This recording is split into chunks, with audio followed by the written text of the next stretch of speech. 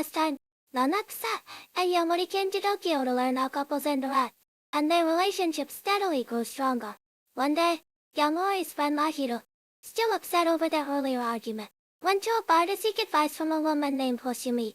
While Hoshimi asked if Mahiro really disliked Yamori, Mahiro explained that unlike himself, someone who changes to accommodate others, Yamori never compromises who he is. He admired that about Yamori and deeply respected him.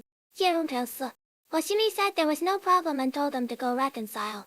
Meanwhile, Yamori and Akira were discussing the recent vampire attack. Akira didn't want Yamori to end up like those creatures, but she also wouldn't stop him from becoming a vampire. If that time came, she told him, he could drink her blood. Yamori laughed and said, "Then you'd better not fall for me." Just then, Mahiro arrived and interrupted them.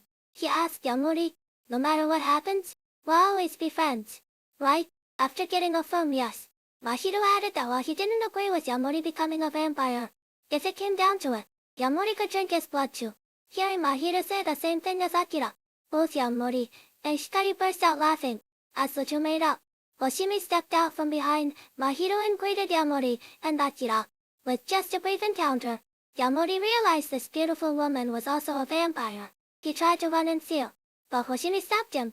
She asked why Yamori smelled like a vampire. Yamori admitted he'd been associating with vampires because he wanted to become one. He knew vampires often deceived humans when turning them into thralls, and while he didn't judge their methods, Mahiro was his friend. He couldn't let him be kept in the dark. He demanded to know if Hoshimi had told Mahiro she was a vampire. Yamori expected her to threaten him into silence, but instead, Hoshimi earnestly confessed she was just afraid Mahiro would hate her if he knew the truth. She begged Yamori to keep her secret.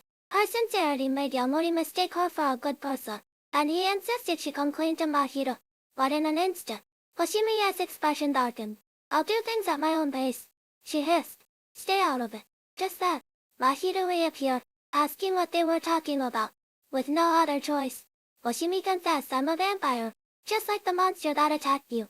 She turned to leave, but Mahiro grabbed her hand. "I already like you," he said. "I don't care if you're a vampire." Hoshimi pretended to need time to process her feelings, but inwardly, she was thrilled this much she could still make him her thrall. The next day at school, Mahiro reminisced about his first meeting with Hoshimi. He'd been delivering flowers for his family shop when he ran into her.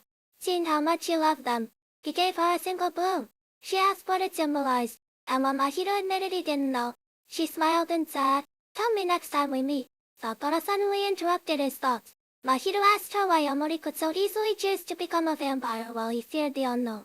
Shikari replied, "Because Yamori is an idiot, and you're not. You're too smart to decide without thinking."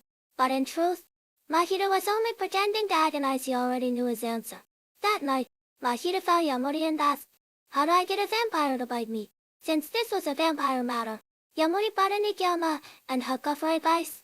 Hakka was annoyed that Yamori had broken his promise of secrecy. But after smelling Mahiro as sun-tainted by a vampire, he realized things were serious. The four discussed the situation at a bathhouse. Mahiro and Akiyama were shocked to learn Hakka was actually male. When Hakka heard Mahiro was Hoshimi's potential thrall, he was surprised. He told Yamori that most vampires are content with one thrall, even who had the most among their acquaintances only had 7, but Hoshimi had 50.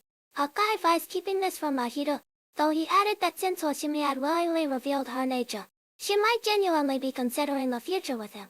Meanwhile, Mahiro and Akiyama talked separately. As a new vampire, Akiyama didn't know Hoshimi's true nature and dismissed it as a simple love problem. "Just wait for the romance train to leave the station," he said cryptically. Mahiro, impressed by this vague wisdom, felt a sudden kinship with him. As the group left the bathhouse, they ran into the mysterious detective who'd helped them before. What does she want with Yamori and the others? Stay tuned to find out.